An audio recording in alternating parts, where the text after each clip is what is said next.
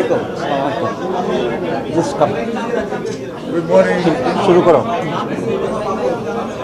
Just you let's start. প্রিয় সাংবাদিক বন্ধুগণ, আপনারা অনেকক্ষণ যাবৎ অপেক্ষা করছেন, আপনাদের প্রতি আন্তরিক কৃতজ্ঞতা। আপনারা জানেন যে বাংলাদেশে নিযুক্ত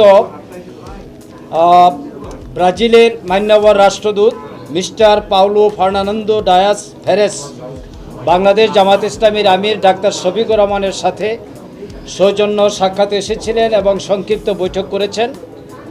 এখন এই বৈঠকের উপরে প্রথমে বাংলাদেশ জামাত ইসলামীর নায়েবে আমির ডাক্তার সৈয়দ আব্দুল্লাহ মোহাম্মদ তাহের সংক্ষিপ্ত ব্রিফ পেশ করবেন। এরপরে honourable excellency after the deliberation of doctor Abdullah Mohammad Taher আপনি ইউ উইল টেক ফ্লোর ইনশাল্লাহ। At first Abdullah Mohammad Taher. বিসমিল্লাহির রহমানির রহিম। নাহমাদুহু ওয়া নুসাল্লি আলা রাসূলিহিল কারীম। Your Excellency, the Embassy of Brazil in Bangladesh and his colleague and the respected journalist, Assalamu alaikum wa rahmatullah.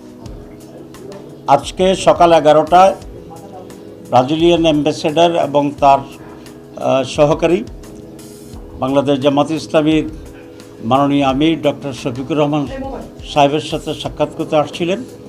সেখানে জামাতের অনেক কেন্দ্রীয় নেতৃবৃন্দ সহ আমরা দীর্ঘ আলোচনা করেছি।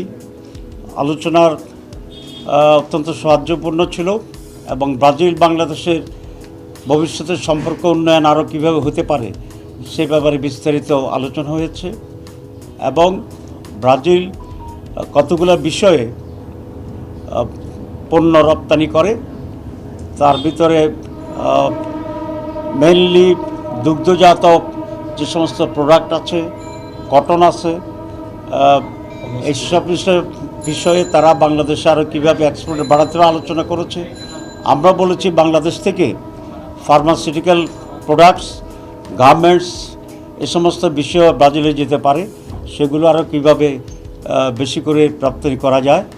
অধিকন্তু ব্রাজিলে বড় ধরনের কোনো ইনভেস্টমেন্ট বাংলাদেশে নেই।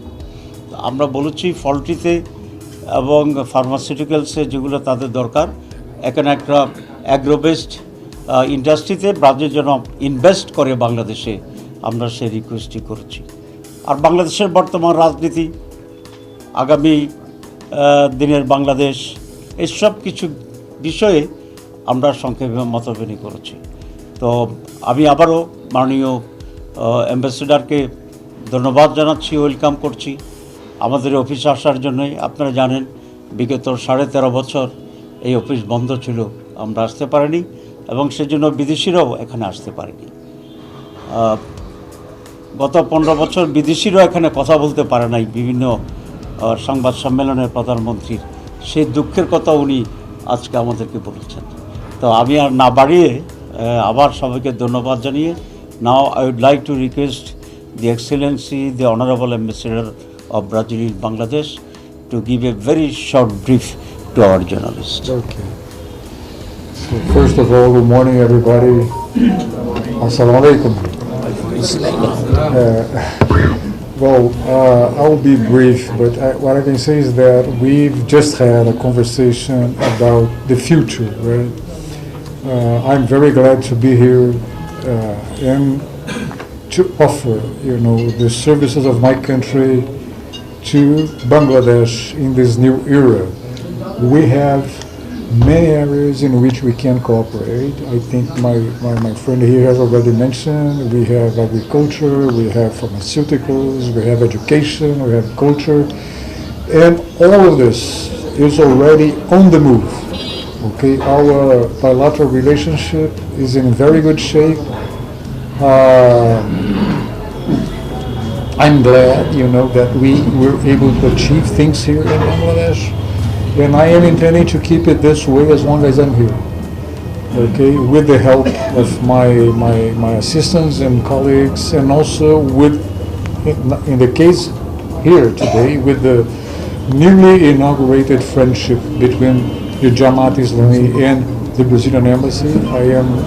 I told them I am very relieved that now I can expand myself in the country, talk to different shareholders, and work together with Jamaat and possibly, the government, the interim government, Jamaat, and other stakeholders, in order to help Bangladesh to achieve its promising future. Thank you very much.